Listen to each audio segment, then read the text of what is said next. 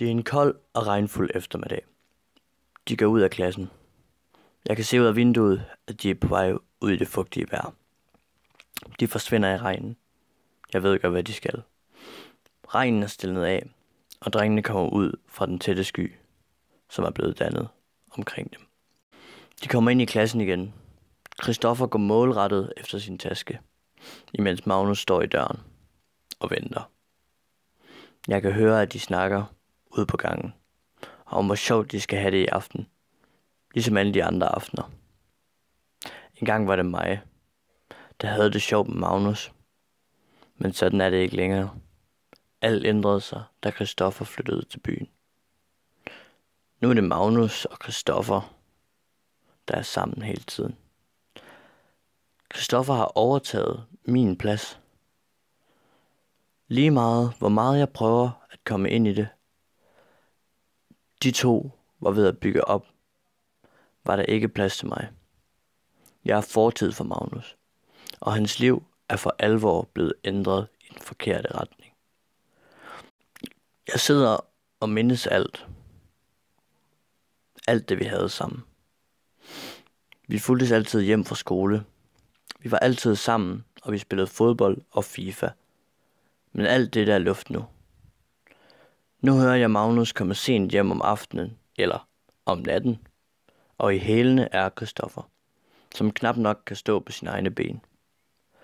Det er som regel hos Magnus. Der kan de være for dem selv. For ingen holder øje med dem, og ingen bestemmer over dem. Da det var mig, der var på besøg hos Magnus, var hans mor ofte væk i flere døgn. Hun kom hjem fuld og højlydt på forskellige tidspunkter af døgnet. Oftest med en ny mand. Sådan er det vist stadig. Hans far er ikke inde i billedet længere, og har aldrig rigtig været det. Magnus' storebror er aldrig hjemme. De burde stå sammen efter alt det, de har været igennem. Et par enkelte gange, mens jeg har siddet i vinduet, har jeg set Magnus' storebror komme hjem og hurtigt forsvinde igen. En dag, jeg var ude at løbe, overhørte jeg en samtale mellem Magnus og hans storebror. De skændtes om penge til deres forbrug. En dag i december går jeg en tur ned i byen, alene. Jeg er på udkig efter et par nye sneaks. Det er sent, og der er ikke mange butikker åbne. Jeg får øje på et par, som jeg beslutter mig for at købe. Jeg har endelig fundet mig et par sneaks, og jeg slendrer hjemad. Nu når jeg tænker over det, er det lang tid siden, at jeg har set Christoffer og Magnus. De er helt stoppet med at dukke op i skolen. De er sikkert røget længere ud, end de var før. Jeg går ned ad en sidegade. Ud af min øjenkrog ser jeg en dreng blive tæsket af nogle større drenge. Jeg går lidt tættere på, for at få et godt glimt af drengene. Jeg ser, det er Christoffer, der bliver gennemtæsket. Han kigger mig i øjnene. Han har set mig. Jeg kan se et råb om hjælp i hans øjne, men jeg er for svag. Det må være nogen, han skylder penge. Jeg undrer mig over, hvorfor Christoffer ikke betaler de drenge deres penge. Penge burde ikke være noget problem, der hvor han kommer fra. Jeg skynder mig at løbe hjem.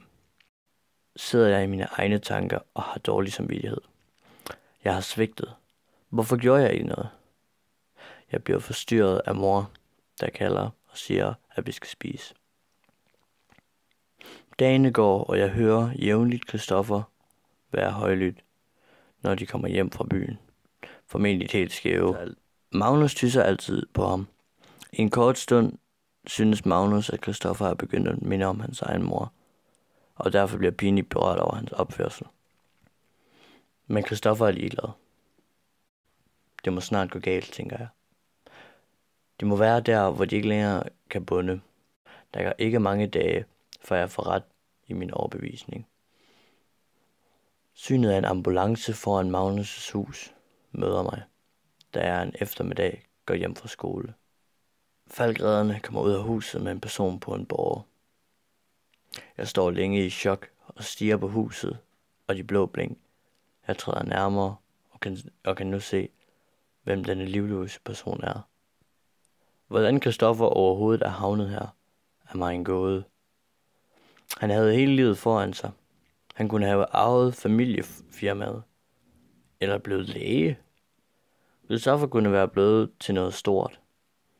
Men i stedet valgte han den forkerte retning. Han havde brug for hjælp. En kærlig hånd fra hans forældre. Ved de overhovedet, hvad han gik og lavede? Ved de, hvor han er nu? Udadtil har han aldrig manglet noget. Hans liv så perfekt og lykkeligt ud. Men bag facaden har noget altid manglet. Nu når jeg tænker over det, var jeg altid så misundelig på alt det, han havde. Men nu? Nej. Hans så perfekte liv var ikke så perfekt alligevel. Han var bange for sine forældre. Bange for at skuffe dem. Specielt en episode står tydeligt i min erindring. Dette var før alt dette med Christoffer og Magnus. Vi havde alle lige fået svar fra vores dansk aflevering. Christoffer var helt ude af den. Han havde fået 4. Jeg forstod ingenting. Det var en ligegyldig opgave, som ikke betød noget. Jeg spurgte ham helt uforstående, hvorfor han ikke var tilfreds med sin karakter. 4 er jo ikke en dårlig karakter. Han så på mig, som om jeg var en idiot, og svarede, at jeg ikke forstod det. Der indså jeg, at han ikke kun var sur på sig selv, men også bange for at skuffe sine forældre. Der er nu gået et år siden Christoffer gik bort. Jeg tænker tilbage på det seneste år. Vi er endelig blevet færdige med folkeskolen, og jeg er startet på gymnasiet. Christoffer er her ikke længere, og Magnus har jeg ikke set i lang tid. Pludselig ser jeg Magnus ved iskiosken. Han køber den sædvanlige Eskimo-is, som han og Christoffer plejede at købe. Han bevæger sig med et trist blik i øjnene hen mod mig og sætter sig ved siden af mig. Vi sidder stille i lang tid, før jeg mander mig op og spørger, hvordan har du det? Han løfter skuldrene og kigger mig i øjnene med hans lidt for store pupiller. Jeg kan se, han ikke har det godt. Han har brug for hjælp til at komme videre. Han vil gerne lægge problemerne bag sig, men sorgen er en for stor byrde. Jeg holder armene rundt om ham og siger, at alt nok skal gå.